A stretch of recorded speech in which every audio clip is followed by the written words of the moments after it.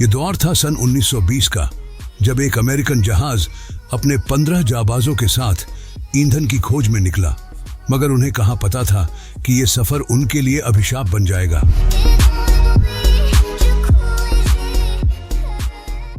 इस एक्सेस नामी जहाज के डूबने के 30 साल बाद एक हरमन नामी लेखक उस एक्सेस जहाज और उस पर सवार नाविकों के ऊपर किताब लिखने के लिए थॉमस निकरसन नामक एक आदमी से मिला। दरअसल थॉमस एक्सेस जहाज का एकलौता सर्वाइवर था जो अब तक जिंदा बचा था। हरमन उसे इस सच्ची कहानी के बदले ढेर सारा पैसा ऑफर करता है, मगर फिर भी थॉमस उस मनहूस घड़ी को बयां करने के लिए राजी नहीं होता। तब उसकी पत्नी उसे समझाती है कि उन्हें पैसों की सख्त जरूरत है, उसे ये मौका हाथ से जाने नहीं देना चाहिए। अपनी पत्नी की जिद के आगे बेबस होकर वो कहानी सुनाना स्टार्ट करता है। यही से कहानी 30 साल पीछे जाती है, जहां पर हम एक ओवन चेस नामी सेलर को देखते हैं। ओवन एक सेलर था जो व्हेल मछली के तेल निकालने वाली एक कंपनी के लिए काम करता था। दरअसल उस वक्त डीजल और पेट्रोल की खोज नहीं हुई थी। इंडस्ट्रियल कंपनियां मशीनों को चलाने के लिए व्हेल का तेल ईंधन के रूप में इस्तेमाल करते थे, इसलिए व्हेल के तेल का कारोबार टॉप पर था। ओवन अपने अगले सफर के लिए अपनी कंपनी के ओनर से मिलता है, जो उसे बताते हैं कि इस बार वो अपनी सबसे बड़ी जहाज एक्सेस को समंदर में भेज रहे हैं। ओवन उसका फर्स्ट ऑफिसर होगा। इस बार भी कैप्टन का पद न मिलने पर ओवन गुस्सा होकर यहाँ से जाने लगता है, क्योंकि पिछली बार उससे वादा किया गया था कि उसे कैप्टन बना दिया जाएगा। तब वो लोग उसे ज्यादा पैसे ऑफर करते हैं। साथ ही साथ ओवन उनसे कागज पर लिखित साइन करवा लेता है कि अगले सफर पर कप्तान वो होगा। इस बार उसका कप्तान कंपनी मेंबर्स में से एक का बेटा होता है, जिसका नाम था पोलार्ड। उसे आता जाता कुछ नहीं, बस बाप के सिफारिश पे उसे कप्तान बना दिया गया था। सब कुछ सेट करने के बाद ओवन अपनी गर्भवती पत्नी को अलविदा बोल अपने करीबी साथी मैथ्यू और बाकी क्रू के साथ इस सफर पर निकल पड़ता है। इन्हीं में एक 14 साल का थॉमस निकरसन नामक लड़का भी था। ये वही लड़का है जो भविष्य में हरमन को कहानी सुना रहा है। अभी ये लोग जहाज की स्पीड बढ़ाने के लिए पाल की रस्सियां खोल ही रहे थे। इतने में एक रस्सी अटक जाता है, जिसे खोलना बहुत ही जरूरी था। तब ओवन बड़ी फुर्ती से उस रस्सी तक पहुंचकर पाल को खोल देता है। ये देख कैप्टन पोलार्ड खुश होने के बजाय मुंह फुला लेते हैं, क्योंकि ओवन हर मायने में उससे कुशल था। इसलिए सारे क्रू भी ओवन की ही बात सुनते थे।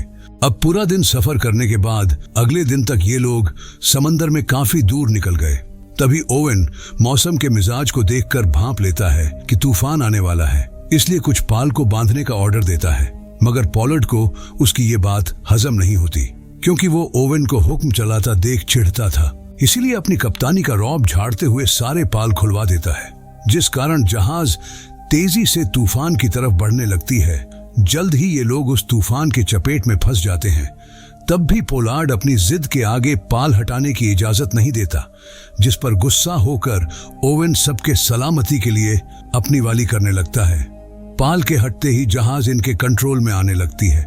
अब तूफान के शांत होने के बाद कैप्टन पोलार्ड ओवन को बुलवाकर कहते हैं कि हम जहाज को रिपेयर कराने वापस लौट रहे हैं। वहां तुम कबूल करोगे कि तुमने अपने कप्तान की बात नहीं सुनी, जिस वजह से वो तूफान में फंसे और जहाज क्षतिग्रस्त हुई। ओवन कहता है कि पाल खोलने का डिसीजन आपका था। आप मुझ पर सरासर गलत इल्जाम लगा रहे हैं, पर यह गलती हम मिलकर सुधार सकते हैं। खाली हाथ लौटेंगे तो आपकी ही बदनामी होगी। अब आपके ऊपर है कि हम आगे बढ़ेंगे या बुज़दिलों की तरह वापस लौटेंगे। ओवन के डोज देने के बाद पोलार्ड ने वापस लौटने का फैसला बदला और ये लोग 3 महीनों तक समंदर में झक मारते रहे। 3 महीने बाद फाइनली इन्हें व्हेल मछली का एक झुंड दिखा, जिन पर हरवा हथियार लेकर ये लोग भूखे भेड़िए की तरह टूट पड़े। वहां व्हेल के बहुत सारे बच्चे थे, पर उन्हें बड़े व्हेल की तलाश थी जिसके अंदर से ज्यादा तेल निकल सके। ओवन एक बड़ी व्हेल पर निशाना साध कर भाला दे मारता है, मगर वो व्हेल मरने से पहले इनकी पहली फिर दूसरी रस्सी भी खींचने लगती है।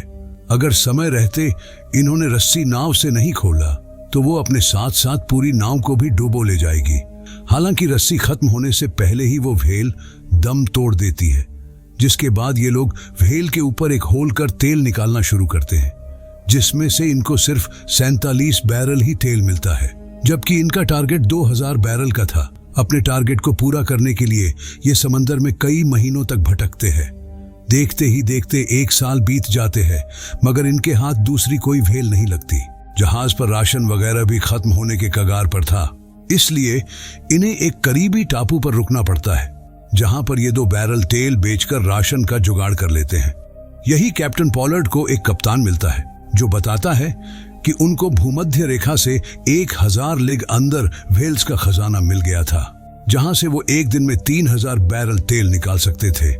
मगर 100 फीट की एक लंबी व्हाइट व्हेल ने उनके जहाज को तहस नहस कर दिया, जिसमें उनके 6 क्रू मारे गए। उसकी बातों को सुन कैप्टन पॉलार्ड और फर्स्ट ऑफिसर ओवन लालच में पड़कर उस दिशा निकल पड़ते हैं, लेकिन उस ओर भी कहीं कोई व्हेल का नामो निशान नहीं मिलता। वहीं इनको समुद्र में आए हुए अब 14 महीने हो चुके होते हैं। तभी कप्तान का चचेरा भाई हेनरी खबर लेकर आता है कि क्रू वापस लौटने के लिए बगावत कर रहे हैं। पॉलार्ड कहता है कि उनको चुप कराओ, लीडर बनो, उन्हें याद दिलाओ कि हम इस जहाज को तेल से भरकर ही वापस जाने वाले हैं। एक रोज इन्हें व्हेल का झुंड मिल जाता है, जिसे देख पूरे जहाज पर खुशी की लहर दौड़ जाती है। अगले ही पल ये अपनी 3 छोटी नौकाओं को लेकर उनका शिकार करने चल देते हैं।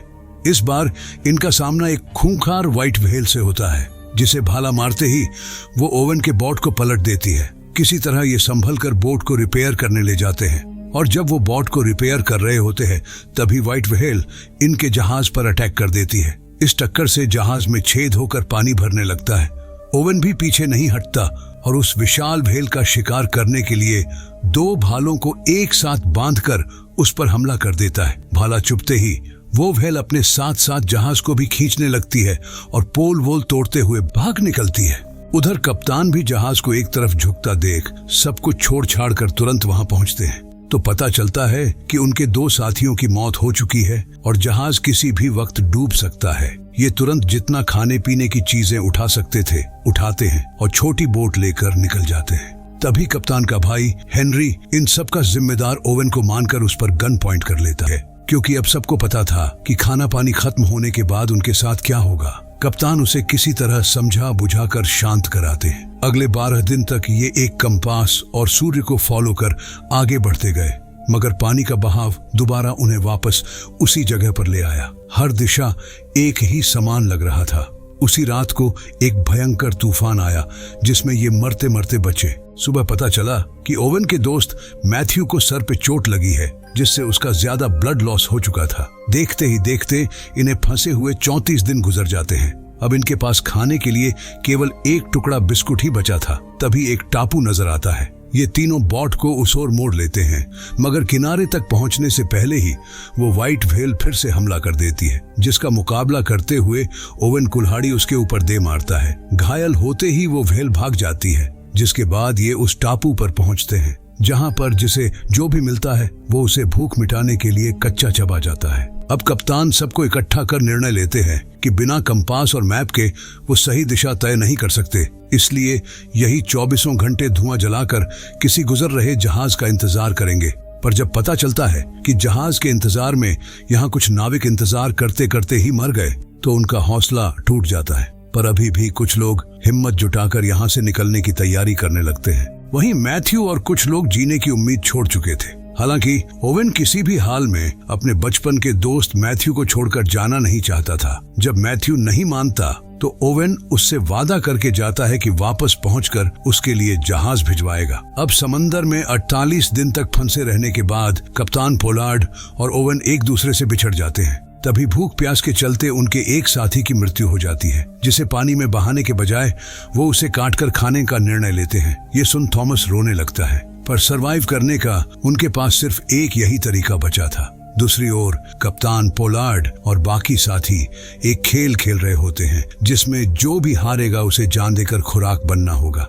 इस खेल में कप्तान हार जाते हैं, पर हेनरी उनकी जगह अपने आप को ही गोली मार लेता है। इस तरह सरवाइव कर कैप्टन और ओवन की नाम एक रोज फिर से आ मिलती है।